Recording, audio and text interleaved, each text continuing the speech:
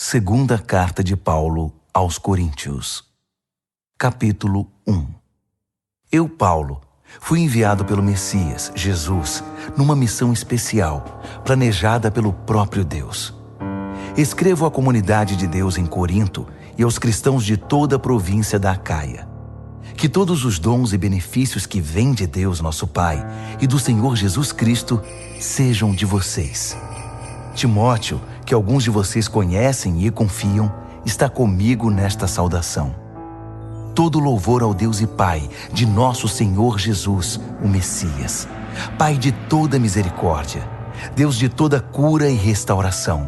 Ele está ao nosso lado quando passamos momentos difíceis e antes que percebamos, Ele nos leva para o lado de alguém que também está sofrendo, para que possamos ajudar aquela pessoa, assim como Ele nos ajudou. Muitas das situações difíceis que enfrentamos são consequências de seguirmos o Messias, mas os bons tempos de seu conforto restaurador compensam em muito o sofrimento. O sofrimento por Jesus traz cura e salvação para vocês.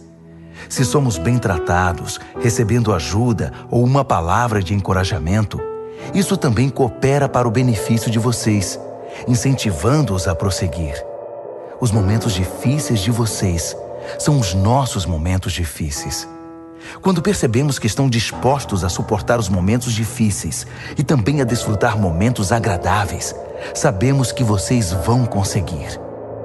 Amigos, não queremos que vocês continuem sem saber como foi difícil passar pelo que nos aconteceu na província da Ásia. Foi tão difícil que chegamos a pensar que era o fim. Sentíamos como se nos tivessem mandado para o corredor da morte, que para nós tudo estava acabado.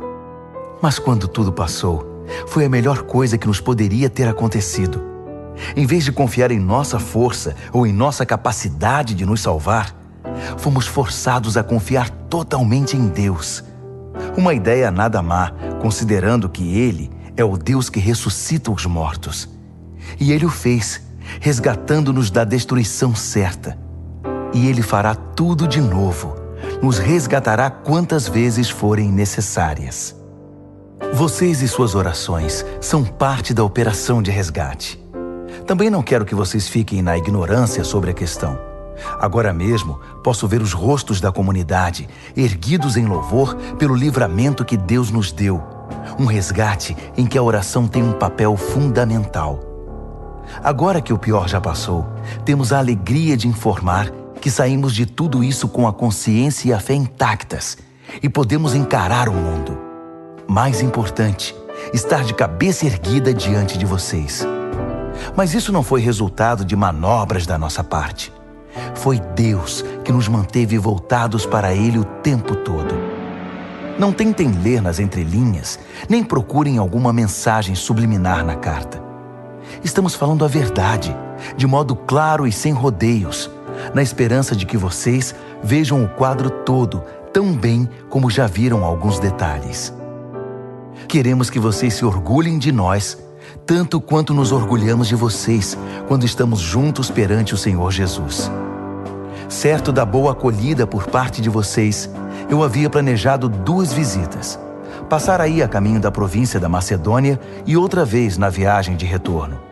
Então, poderíamos fazer uma festa de despedida quando vocês me enviassem para a Judéia. Esse era o plano. Agora vocês me acusam de ser descuidado com minhas promessas porque o plano não se cumpriu? Acham que tenho 2 palavras?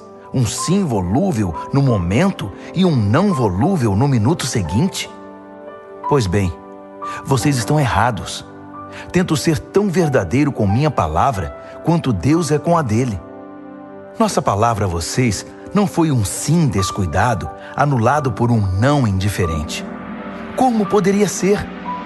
Quando Silas, Timóteo e eu proclamamos o Filho de Deus entre vocês, vocês tiveram de escolher entre um sim e um não? Por acaso não foi um sim claro e seguro? Seja o que for que Deus prometeu, tem a marca do sim de Jesus. Nele, isso é o que pregamos e oramos, o grande amém, o sim de Deus e também o nosso sim inequívoco. Deus nos afirma, certificando-nos em Cristo, pondo seu sim dentro de nós. Pelo seu Espírito, Ele nos marcou com sua eterna garantia, um início certo para o que Ele está disposto a realizar.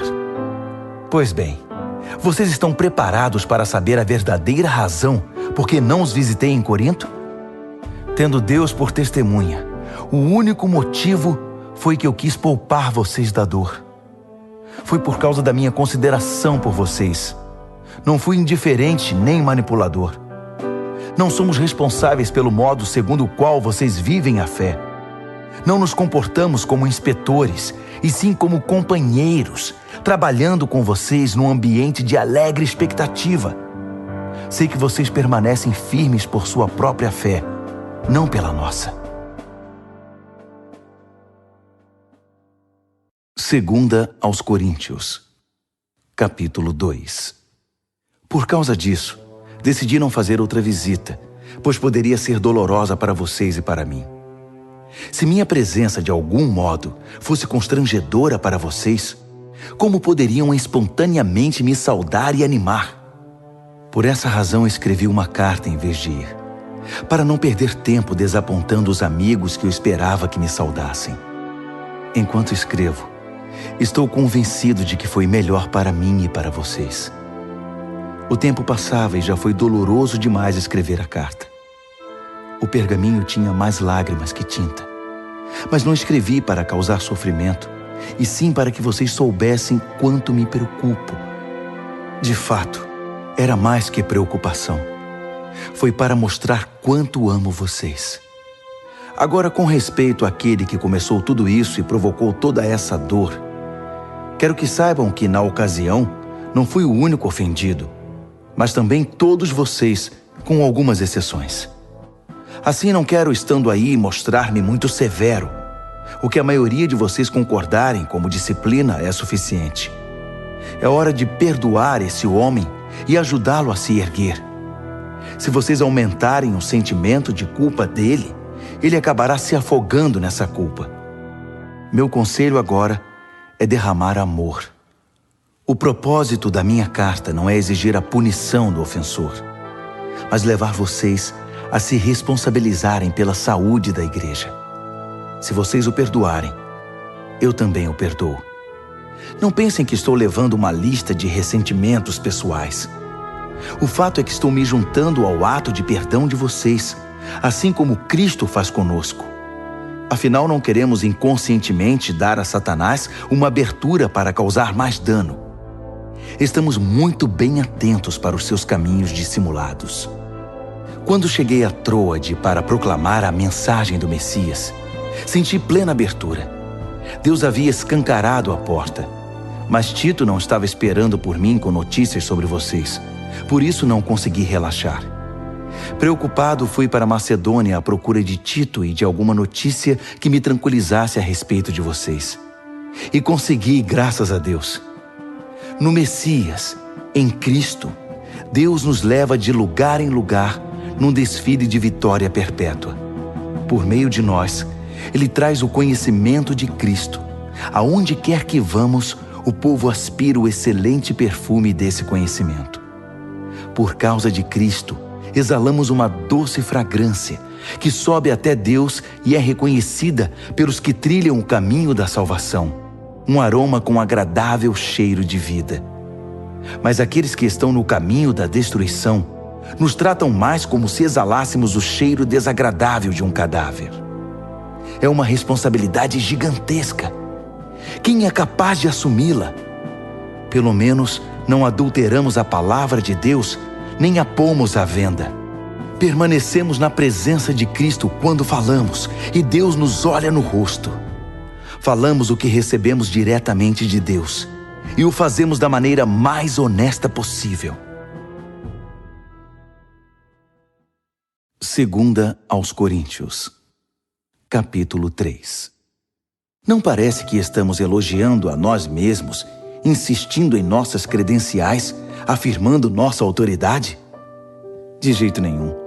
Tampouco precisamos de cartas de recomendação, seja para vocês, seja de vocês. Vocês mesmos são toda a recomendação de que precisamos.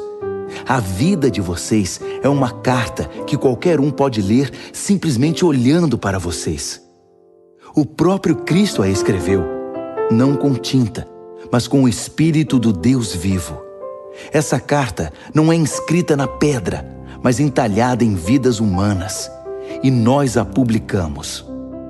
Não poderíamos estar mais seguros de que vocês são nossa carta de recomendação, escrita pelo próprio Cristo para Deus. Não pensaríamos em escrever tal carta. Só Deus pode escrever uma carta assim. Sua carta nos autoriza a levar adiante este novo plano de ação. O plano não foi escrito com tinta sobre papel, com muitas páginas de notas de rodapé, matando o seu espírito. Foi escrito em sintonia. O Espírito com o nosso espírito. A vida de Deus com a nossa vida. O governo da morte, com sua constituição escrita em tábuas de pedra, teve uma cerimônia de inauguração deslumbrante. O rosto de Moisés, enquanto entregava as tábuas de pedra, era tão brilhante quanto o dia, ainda que se desvanecesse muito rapidamente. E o povo de Israel não podia olhar direto para ele, assim como não se pode encarar o sol. Quão mais deslumbrante, então, será o governo do Espírito vivo? Se o governo da condenação foi impressionante, que dizer do governo da afirmação? O antigo governo, que tanto brilhava, pareceria escuridão diante do novo. Se o acordo temporário já nos impressionou, quanto mais o deslumbrante governo que durará toda a eternidade. Com esse tipo de esperança que nos anima, nada nos segura. Ao contrário de Moisés, não temos nada a esconder. Conosco, tudo acontece às claras. Ele usava um véu para que os israelitas não percebessem o brilho que aos poucos ia morrendo. E eles não perceberam. Não foram capazes de perceber na época e não percebem agora que não há nada naquele véu. Ainda hoje, quando as proclamações do governo antigo são lidas, eles nada veem. Somente Cristo pode tirar o véu, a fim de que eles possam ver por si mesmos que não há nada lá. No entanto, quando eles se voltam para Deus como Moisés fez, Deus remove o véu e lá estão eles, face a face com o Senhor. Descobrem de repente que Deus é uma presença pessoal, viva, não uma peça de pedra esculpida. E quando Deus está presente, um espírito vivo, aquela constituição antiga e repressora, se torna ultrapassada. Estamos livres dela, todos nós. Nada mais fica entre nós e Deus. Nossa face brilha com o brilho de sua face. Somos transfigurados como o Messias, e nossa vida se torna cada vez mais deslumbrante e bela, à medida que Deus entra em nossa vida e nos tornamos como Ele. Segunda Carta aos Coríntios, capítulo 4.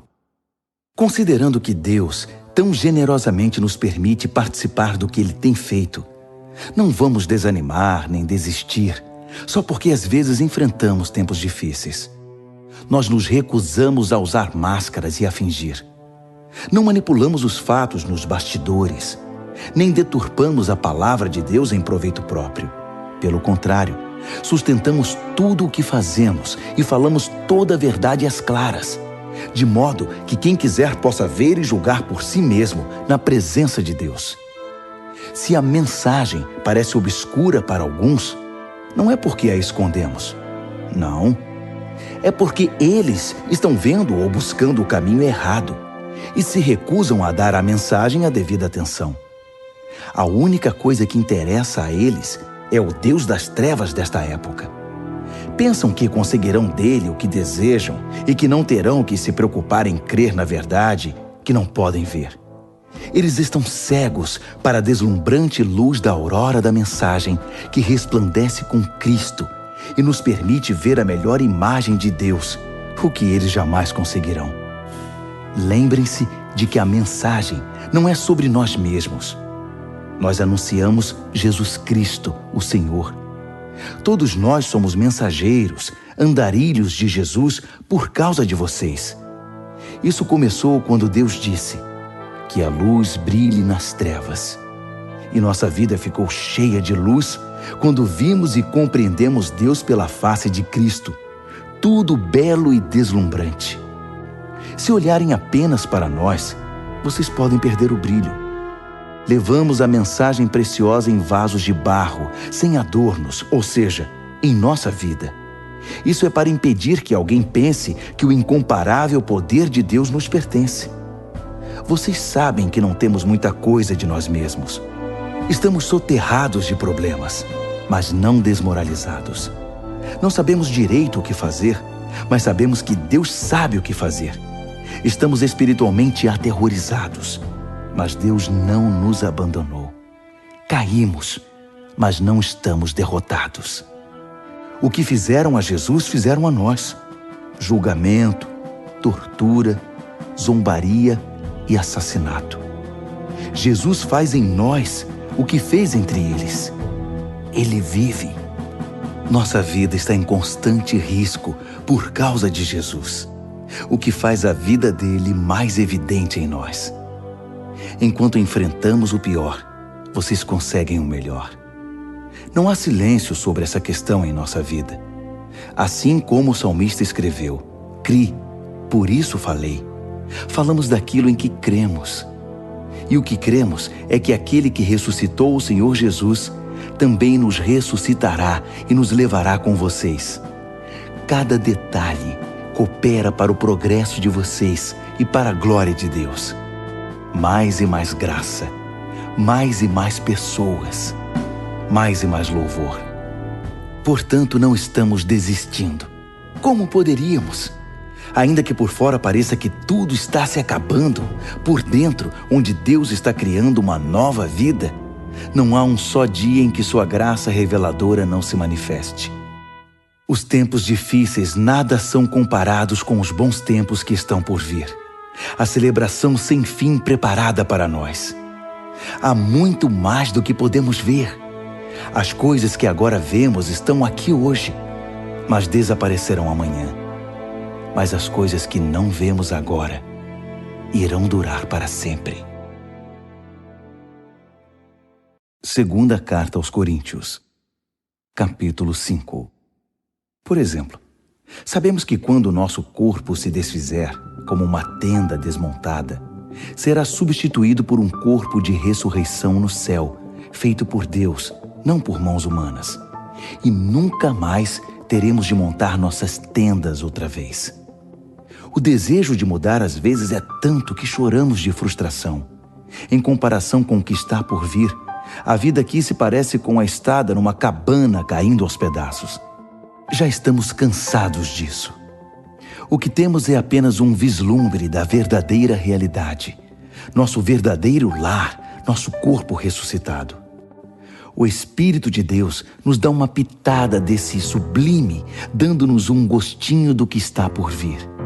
Ele põe um pouco do céu em nosso coração, para que nunca desejemos menos que o céu.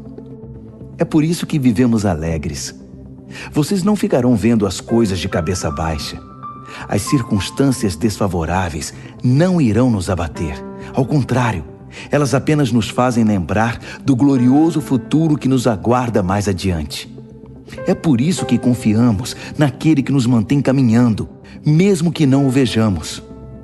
Acham que uns buracos na estrada ou algumas pedras no caminho irão nos parar? Quando chegar a hora, estaremos prontos para trocar o exílio pelo nosso verdadeiro lar. Mas nem o exílio nem o nosso verdadeiro lar são o que mais importam. Servir a Deus com alegria é o principal e o que desejamos fazer, a despeito das circunstâncias. Cedo ou tarde, todos teremos de ficar frente a frente com Deus, independentemente das nossas condições. Compareceremos à presença de Cristo e receberemos o que plantamos por meio da nossa conduta, boa ou má. Essa expectativa nos manterá vigilantes. Podem estar certos. Não é pouca coisa saber que todos um dia terão de enfrentar um julgamento. Daí a urgência em exortarmos todos a que se preparem para estar na presença de Deus. Só Deus sabe quanto nos dedicamos a isso.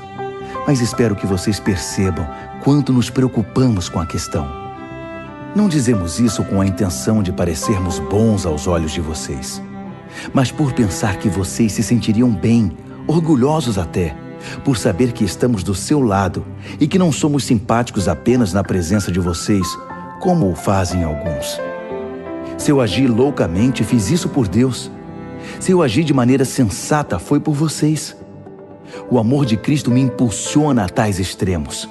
Seu amor tem a primeira e a última palavra em tudo o que fazemos. Nossa decisão firme é trabalhar com base nesta premissa: um homem morreu por todos.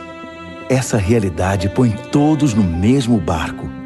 Ele incluiu todos em sua morte, para que cada um fosse também incluído em sua vida, uma vida ressurreta, incomparavelmente melhor que qualquer outra já vivida.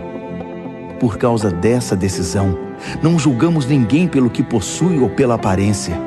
Houve um tempo em que julgamos o Messias dessa maneira e estávamos errados, como sabem. Não vemos mais assim.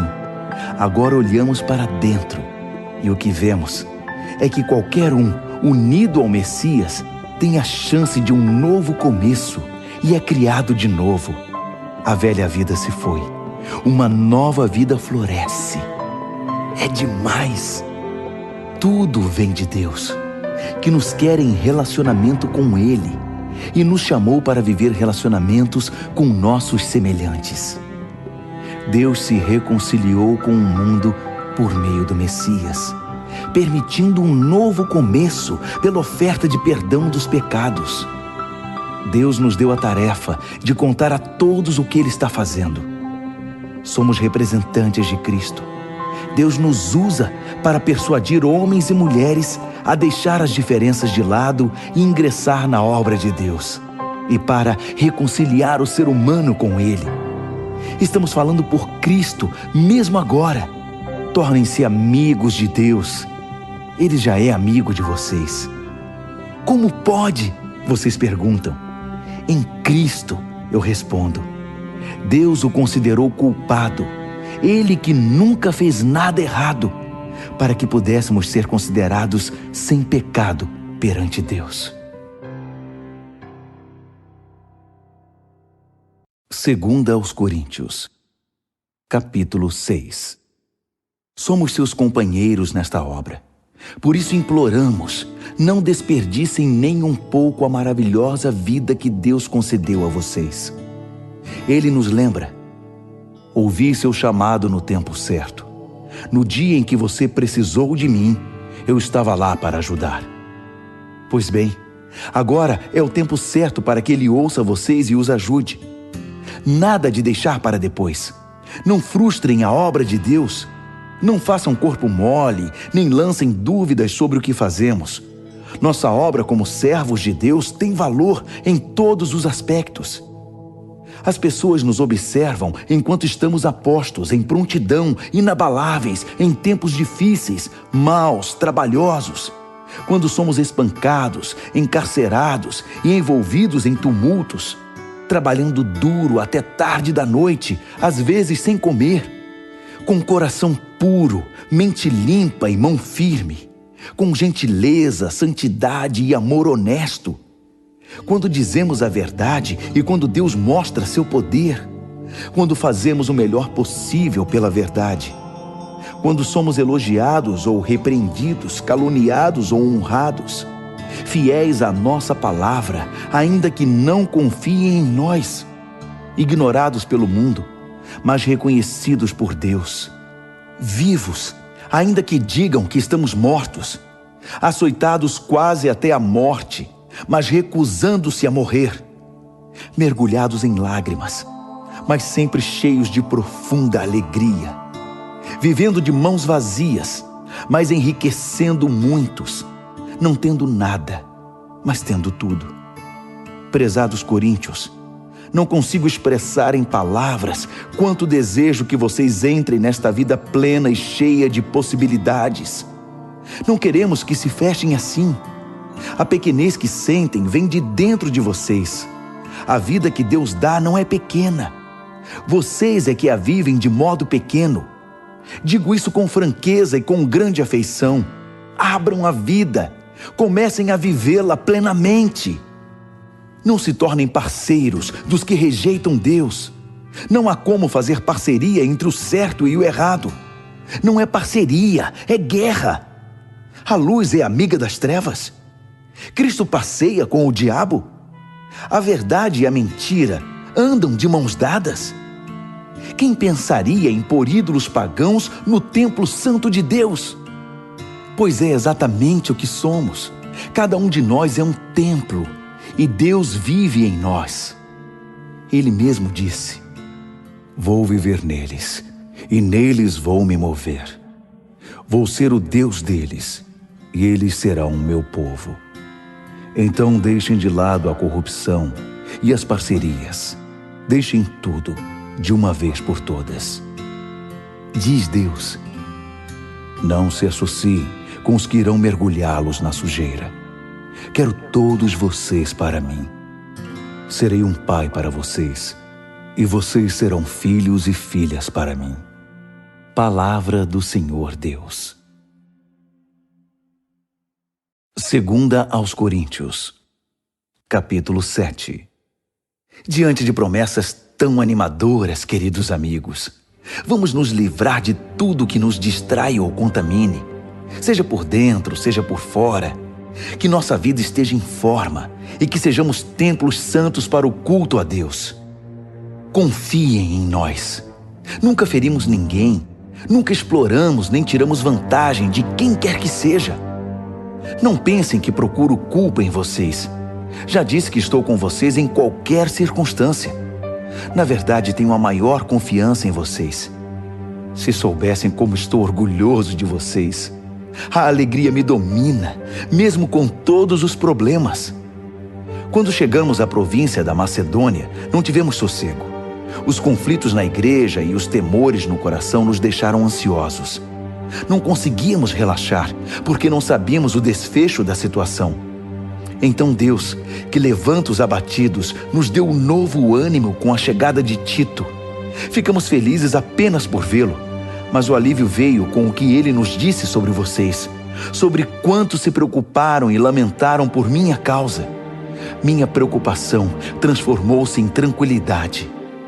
Sei que causei grande preocupação a vocês com minha carta.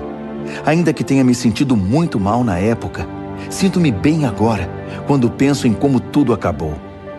A carta aborreceu vocês, mas por pouco tempo. Agora estou contente, não por terem se aborrecido, mas porque foram desafiados a mudar. Vocês permitiram que a tristeza os levasse a Deus, não que os desviasse dele.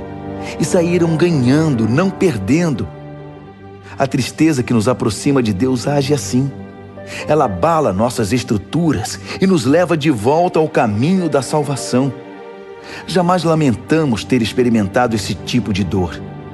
Mas quem permite que a tristeza o desvie de Deus, vive cheio de remorsos que podem levá-lo a um estado terminal. Agora digam-me, não são maravilhosos os caminhos que a tristeza toma para nos aproximar de Deus? Vocês estão mais vivos, mais cuidadosos, mais sensíveis, mais reverentes, mais humanos, mais apaixonados, mais responsáveis. Por qualquer ângulo, o resultado foi maior pureza de coração. Era isso que eu estava esperando quando escrevi a carta. Minha maior preocupação não era com aquele que agiu errado, mas com vocês. Eu queria que vocês compreendessem e agissem de acordo com os profundos laços que nos unem diante de Deus. Foi o que aconteceu, e nos sentimos muito bem com isso. Então, quando vimos como Tito se sentiu, seu entusiasmo com a resposta de vocês, nossa alegria dobrou. Foi maravilhoso vê-lo tão animado e reconfortado por causa do que vocês fizeram. Se eu contasse a ele como penso que vocês são bondosos, vocês não teriam afastado aquele que fez o mal. Mas enquanto tudo se resolvia, procurei me conter. Tito viu por si mesmo que tudo que eu dissera a respeito de vocês era verdade. Ele não parava de falar sobre isso, repetindo o relato da sua pronta obediência e da elogiável hospitalidade de vocês. Ele ficou impressionado com tudo. e eu não poderia estar mais satisfeito. Tenho muito orgulho de todos.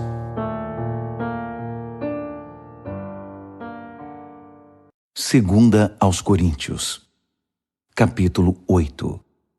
Agora, amigos, quero comentar sobre os surpreendentes e generosos meios pelos quais Deus está trabalhando nas igrejas da província da Macedônia. Sérios problemas aconteceram naquelas igrejas, pressionando ao máximo o povo. Mas isso revelou o verdadeiro caráter deles. Inacreditavelmente felizes, ainda que desesperadamente pobres, a pressão motivou algo inesperado. Um rio de doações sinceras e generosas. Eu estava lá e vi. Eles contribuíam com tudo o que podiam, além das possibilidades deles, eu diria. Ajudar os cristãos pobres era um privilégio do qual não queriam abrir mão. Foi tudo espontâneo, tudo ideia deles. Fomos apanhados desprevenidos. A explicação é que eles, antes de tudo, se entregaram sem reservas a Deus e a nós. A outra oferta simplesmente fluiu dos propósitos de Deus, que trabalhava na vida de cada um. Foi por isso que eles nos convenceram a pedir a Tito que trouxesse a oferta para vocês, para que aquilo que começou tão bem pudesse ser concluído. Vocês já fazem bem muitas coisas. Confiam em Deus, são articulados, criteriosos, apaixonados e nos amam. Agora, nessa questão, espero que também façam o melhor. Não estou tentando dar ordens contra a vontade de vocês. Apresento o entusiasmo dos macedônios como um estímulo ao amor que há em vocês, na esperança de extrair o melhor de cada um. Vocês conhecem a graça generosa do Senhor Jesus Cristo. Ele era rico, mas deu tudo por nós. Tornou-se pobre para que nós nos tornássemos ricos. Na minha opinião, o melhor que vocês podem fazer agora é concluir o que começaram no passado, para não deixar que boas intenções deem em nada. O coração de vocês está no lugar certo. Vocês já têm tudo de que precisam para terminar. Então, mãos à obra. Uma vez que o compromisso é claro, façam o que podem. O coração orienta as mãos. Não estou querendo que se cansem enquanto os outros descansam. Nada disso. Vocês estão ombro a ombro com eles o tempo todo. O excesso de vocês supre a falta deles, e o excesso deles supre a falta de vocês. No fim, tudo ficará bem, como está escrito: nada sobrou para quem tinha muito, nada faltou para quem tinha necessidade. Dou graças a Deus por transmitir a Tito o mesmo cuidado que tenho por vocês. Ele teve muita consideração sobre como nos sentimos, mas a iniciativa de ajudar vocês foi toda dele. Estamos enviando um companheiro com ele, alguém muito popular nas igrejas, um bom pregador da mensagem. Mas nele há muito mais que popularidade. Ele merece confiança total. As igrejas o escolheram para que nos acompanhasse em nossas viagens e nos ajudasse na tarefa de compartilhar os dons de Deus, ao mesmo tempo honrando o Senhor e tendo o cuidado de evitar escândalos. Não queremos que ninguém pense que pegamos um centavo desse dinheiro para vocês. Somos tão zelosos da nossa reputação diante do público como somos diante de Deus. É por isso que estamos levando outra pessoa de confiança conosco, que já provou sua fidelidade muitas vezes e trabalha com a mesma disposição desde o início. Ele ouviu falar de vocês e gostou do que ouviu, tanto que mal pode esperar para chegar aí. Não preciso dizer mais nada a respeito de Tito. Temos sido por muito tempo companheiros na tarefa de servir vocês. Os irmãos que viajam com ele são representantes das igrejas, um crédito real para Cristo.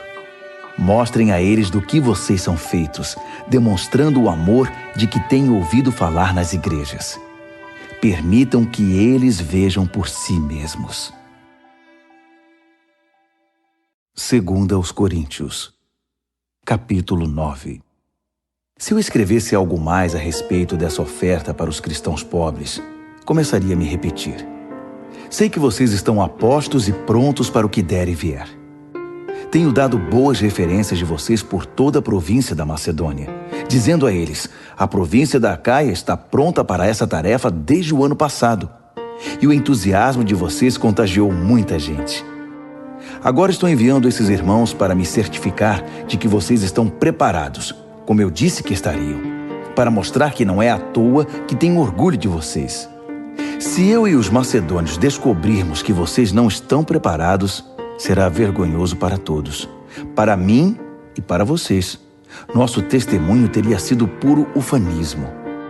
Por isso, para ter certeza de que não haverá nenhum erro, recrutei esses irmãos para que antes da minha chegada preparassem vocês e a oferta prometida. Tirem todo o tempo de que precisarem para que tudo seja feito de modo apropriado. Não quero nada forçado nem correrias de última hora. Lembrem-se de que o lavrador mesquinho só consegue colheita pobre. O lavrador generoso é quem obtém colheitas fartas. Quero que cada um de vocês tenha tempo suficiente para pensar nisso e decidir o que vai ofertar. Essa medida evitará que se lamentem depois por ofertas dadas sob coerção. Deus ama o doador que se alegra com a doação. Deus pode derramar bênçãos das maneiras mais surpreendentes. Portanto, estejam preparados para qualquer situação, mais que simplesmente preparados para fazer o que precisa ser feito. Como disse um salmista, ele lança avisos aos ventos, dando aos necessitados com liberalidade. Seus meios justos e bondosos nunca se esgotam, nunca se desgastam. O Deus generoso que dá a semente ao lavrador, a qual se transforma em pão e chega à mesa de vocês, é mais que exagerado em abençoá-los. O que Ele dá, vocês podem passar adiante. Isso cresce em vidas amadurecidas, fortes em Deus, ricas em todos os sentidos. Assim, vocês podem ser generosos em todos os sentidos e louvar a Deus conosco. Levar adiante essa obra de ação social envolve bem mais que saciar as necessidades básicas dos cristãos pobres. É um gesto que produz numerosas ações de graças a Deus. É um estímulo para que vocês vivam o melhor que puderem, demonstrando gratidão a Deus pela obediência ao significado pleno da mensagem. Vocês mostram gratidão com ofertas generosas aos irmãos em necessidade e assim se mostram gratos diante do mundo. Enquanto isso, por terem sido contemplados com a riqueza de Deus, a reação deles será orar por vocês, intercedendo de maneira apaixonada por qualquer necessidade que vocês tenham. Agradeçam a Deus pela oportunidade. Nenhuma língua é capaz de expressar os reais benefícios desse dom. 2 aos Coríntios, capítulo 10. E agora um assunto pessoal, mais urgente. Escrevo na disposição gentil, porém firme de Cristo. Ouvi comentários a meu respeito de que sou subserviente e fraco quando estou com vocês, mas rude e exigente quando escrevo. Por favor, não me obriguem a ser rígido quando estiver com vocês. Não pensem que vou hesitar um só minuto em me opor aos que me consideram oportunistas sem princípios. Eu os farei calar a boca. O mundo é sem princípios. É uma selva lá fora. Ninguém joga limpo. Mas o cristão não vive nem age desse modo. Nunca nos comportamos assim e jamais o faremos. As ferramentas que usamos não são para propaganda ou manipulação, mas para demolir esta cultura dominante e corrupta. Usamos as ferramentas poderosas de Deus para esmagar filosofias pervertidas, derrubar barreiras levantadas contra a verdade de Deus, encaixar todo pensamento livre, toda emoção e todo impulso à estrutura de vida moldada por Cristo. Nossas ferramentas estão preparadas para limpar o terreno e edificar vidas pela obediência rumo à maturidade. Vocês não conseguem ir além do óbvio. Enxergam apenas as árvores, não a floresta. Se procuram um exemplo claro de alguém que está do lado de Cristo, por que me descartar tão rápido? Acreditem, estou absolutamente seguro da minha posição em Cristo. Vocês podem pensar que exagero na autoridade que Ele me deu, mas não estou recuando. Meu compromisso é com o propósito de edificar, não de destruir vocês. E por que essa conversa sobre eu estar amedrontando vocês com minhas cartas? As cartas dele são poderosas, mas pessoalmente ele é fraco, só balbucia. Isso não tem o menor cabimento. O que escrevemos quando estamos longe é o mesmo que afirmamos quando estamos perto. Somos exatamente a mesma pessoa, em carta ou pessoalmente. Entendam, não queremos nos comparar àqueles que se julgam superiores a nós. Não ousamos tanto. Além disso, com toda essa comparação, medição e competição, eles acabam perdendo o rumo. Não vamos fazer reivindicações extravagantes porque estamos presos aos limites estabelecidos por Deus. Mas não pode haver dúvida de que esses limites incluem vocês. Não estamos invadindo o território de ninguém. Afinal, já estivemos aí com vocês. Fomos os primeiros a chegar com a mensagem de Cristo, lembram? Então, como pode alguém achar que ultrapassamos os limites ao escrever para vocês ou visitá-los? Não estamos lucrando à custa do trabalho honesto dos outros, nem interferindo nos ministérios deles, exigindo um lugar ao sol com eles. O que esperamos é que vocês, quando crescerem na fé, também tomem parte em nossa obra, que está em expansão. Assim, todos nós estaremos dentro dos limites que Deus estabelece quando proclamamos a mensagem em lugares além de Corinto. Mas não temos a intenção de trabalhar em cima do que outros têm feito, nem de levar o crédito disso. Se vocês querem exigir o crédito, que o crédito seja de Deus. O que vocês dizem a respeito de vocês mesmos não significa nada na obra de Deus. É o que Deus diz a respeito de vocês que faz diferença.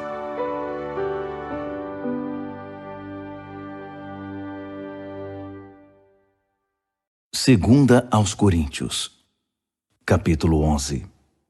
Podem me aguentar mais um pouco? Por favor, tenham paciência comigo.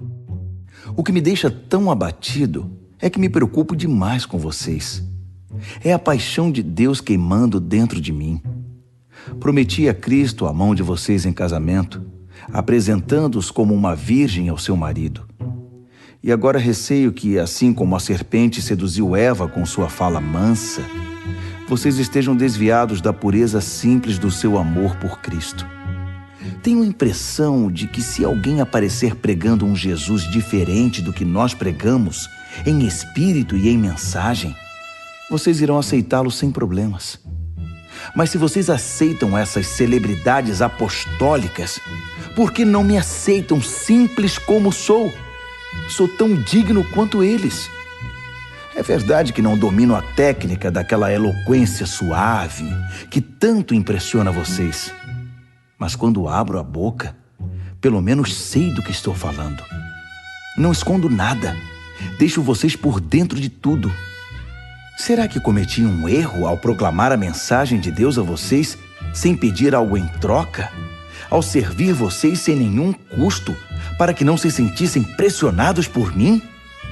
Com as outras igrejas foi diferente, pois elas me pagaram. Tudo para que vocês me tivessem de graça.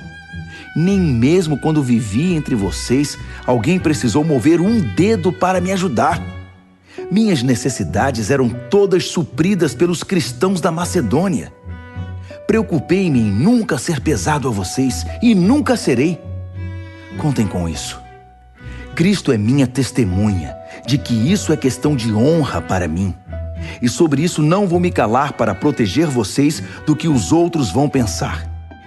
Não é que eu não ame vocês, Deus sabe que amo. Estou apenas tentando pôr as coisas em pratos limpos. Não estou mudando de opinião. Prefiro morrer a pegar o dinheiro de vocês.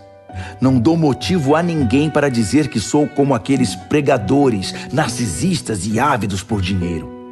Eles são um bando de infelizes, pseudo-apóstolos, pregadores de mentira, corruptos.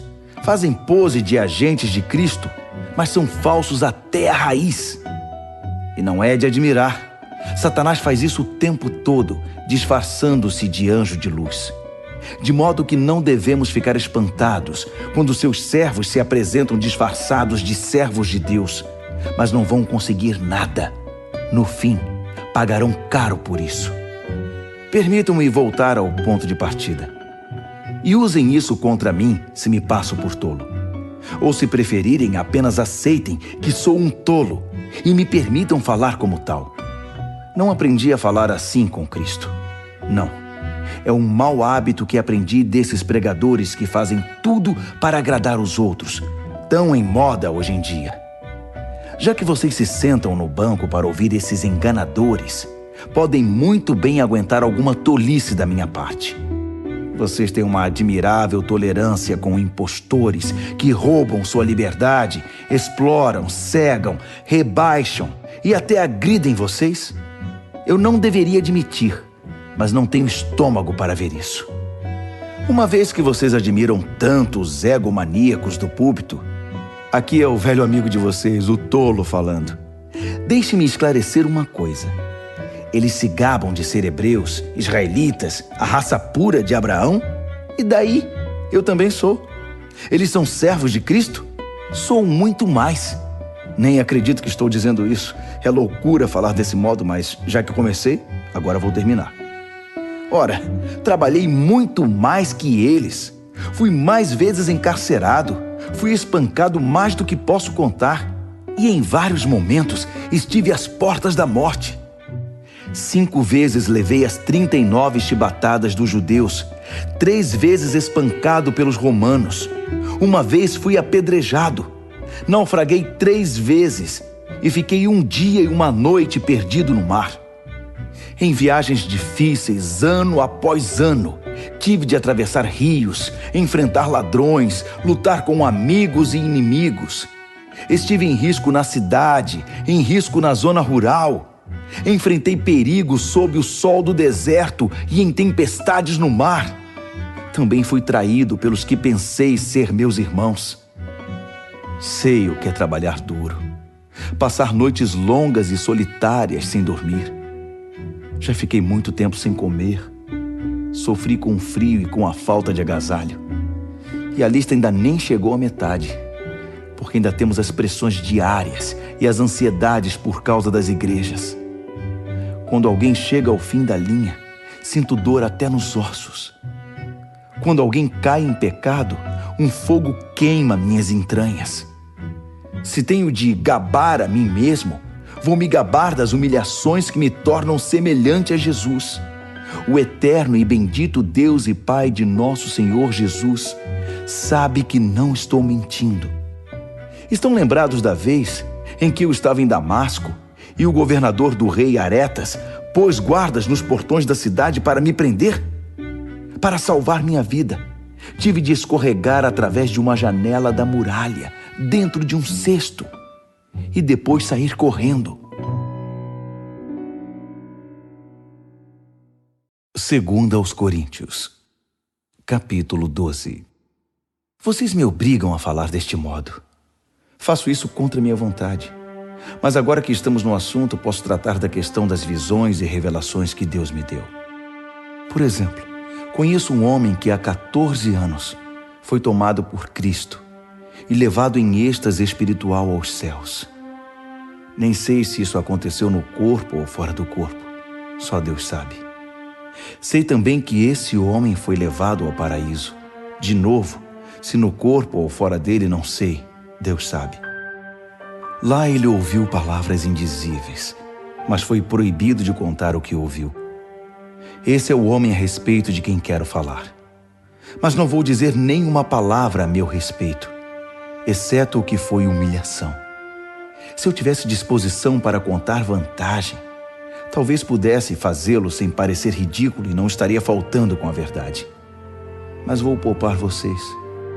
Quero que vocês continuem a me imaginar como o tolo que vocês pensariam que eu sou se me encontrassem na rua ou me ouvissem falar. Por causa da grandiosidade daquelas revelações, para que eu não ficasse orgulhoso, recebi o dom de um obstáculo que me mantém em contato permanente com minhas limitações. O anjo de Satanás fez o melhor que pôde para me derrubar, mas o que conseguiu foi me pôr de joelhos. Sem chance que eu ande de nariz empinado e orgulhoso. No princípio, eu não pensava nele como um dom e pedia a Deus que o removesse. Repeti o pedido 3 vezes. Então, ele me disse: minha graça é o bastante. É tudo de que você precisa. Minha força brota da sua fraqueza. Assim que ouvi isso, achei melhor me resignar. Desisti de ficar pensando na limitação e comecei a apreciar o dom. Foi uma oportunidade para que a força de Cristo trabalhasse na minha fraqueza. Agora enfrento com alegria essas limitações, com tudo que me torna pequeno. Abusos, acidentes, oposição, problemas. Simplesmente permito que Cristo assuma o controle. E quanto mais fraco me apresento, mais forte me torno. Muito bem, vocês conseguiram. Continuo até aqui agindo como tolo. Mas a culpa não é toda minha. Vocês me fizeram agir assim. Vocês é que deveriam ter falado bem de mim e me recomendado, em vez de eu ter de fazê-lo, pois sabem por experiência própria que, embora eu não seja ninguém, seja um nada, não posso ser relegado à 2ª classe, comparado com aquelas celebridades apostólicas que vocês bem conhecem. Todos os sinais que marcam o apostolado verdadeiro eram evidentes quando eu estava com vocês em tempos bons e maus. Sinais de milagres, sinais de maravilhas, sinais de poder. Vocês receberam menos de mim ou de Deus que as outras igrejas? A única coisa que vocês receberam menos de mim foi responsabilidade com o meu sustento. Pois bem, sinto muito. Perdoe-me por despojar vocês. Tudo está preparado agora para minha 3ª visita a vocês. Mas não se preocupem com isso. Vocês não precisam se sacrificar. Não serei um peso para vocês desta vez, mais do que fui em outras visitas. Não tenho interesse no que vocês têm, só em vocês. Os filhos não têm de se preocupar com os pais. Os pais é que se preocupam com os filhos. Eu ficaria feliz em esvaziar os bolsos, ou até mesmo em hipotecar minha vida para o bem de vocês. Assim, porque quanto mais amo vocês, menos sou amado. E porque continuo a dar importância a essas fofocas sobre eu ter usado meu autossustento como forma de culpar vocês? Onde está a prova disso? Alguma vez os enganei ou usei alguém para iludir vocês? Pedi a Tito que os visitasse e levasse alguns irmãos consigo. Por acaso eles agiram de má fé com vocês? E acima de tudo, não temos sido sempre sinceros e honestos? Não pensem que estou aqui me defendendo perante vocês. Vocês não são júri. Deus revelado em Cristo é o júri, e apresentamos perante Ele nosso caso. E tudo que temos suportado é com a intenção de não ficar no caminho de vocês, nem atrapalhar seu crescimento. Tenho receio, admito, de que quando for me desaponte com vocês e também os desaponte.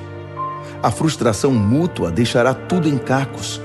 Brigas, invejas, ânimos exaltados, partidarismo, palavras ofensivas, denúncias, gente nervosa e confusão generalizada.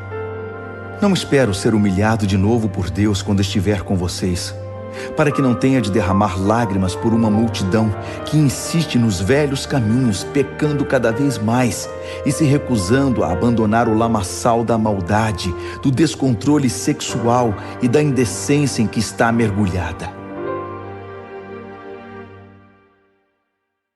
2 aos Coríntios, capítulo 13.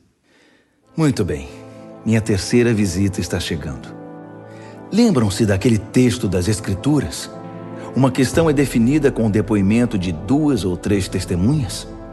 Por ocasião da minha 2ª visita, avisei aquele grupo que permanece enredado nos velhos pecados que quando eu voltasse, não seria tolerante com eles. Agora, em preparação para a 3ª visita, repito a advertência, mesmo estando longe. Se vocês não tiverem mudado de vida até eu chegar aí, cuidado. Vocês que exigiram provas que Cristo fala por meu intermédio, irão receber mais do que pretendiam. Vão receber a plena força de Cristo. Não pensem que não vão. Ele era só fraqueza e humilhação quando foi morto na cruz, mas agora está vivo na poderosa força de Deus. Estávamos desprevenidos quando fomos humilhados entre vocês, mas da próxima vez que nos encontrarmos, estaremos vivos em Cristo e fortalecidos por Deus. Testem-se para saber se estão firmes na fé. Não se enganem, pensando que tudo está garantido. Criem o hábito do autoexame. Vocês precisam de evidências de primeira mão, não apenas de ouvir dizer que Jesus Cristo está em vocês. Façam o teste. Se o resultado não for bom, tomem alguma providência. Espero que o teste não demonstre que falhamos. Mas se for esse o resultado, é preferível que o teste demonstre nossa fraqueza, não a de vocês. Estamos buscando a verdade que faça vitoriosos todos nós. Não poderia ser de outro modo. Reconhecemos nossas limitações, mas também as celebramos e continuamos a celebrar cada vitória, cada triunfo da verdade em vocês. Oramos intensamente para que tudo isso aconteça na vida de vocês. Estou escrevendo assim agora, para que quando eu for, não tenha de tocar mais nesse assunto. A autoridade que o Senhor me deu é para juntar o povo, não para dividi-lo. Espero que tudo se resolva, para eu não precisar perder tempo com repreensões quando estiver aí. É isso, meus amigos. Sejam alegres. Mantenham tudo em boas condições. Sejam animados. Tenham harmonia de pensamento. Sejam agradáveis. Façam tudo isso, e o Deus de amor e paz estará sempre com vocês. Cumprimentem uns aos outros com um abraço santo. Todos os irmãos e irmãs que estão aqui enviam saudações. A maravilhosa graça do Senhor Jesus Cristo, o grande amor de Deus e a amizade profunda do Espírito Santo sejam com todos vocês.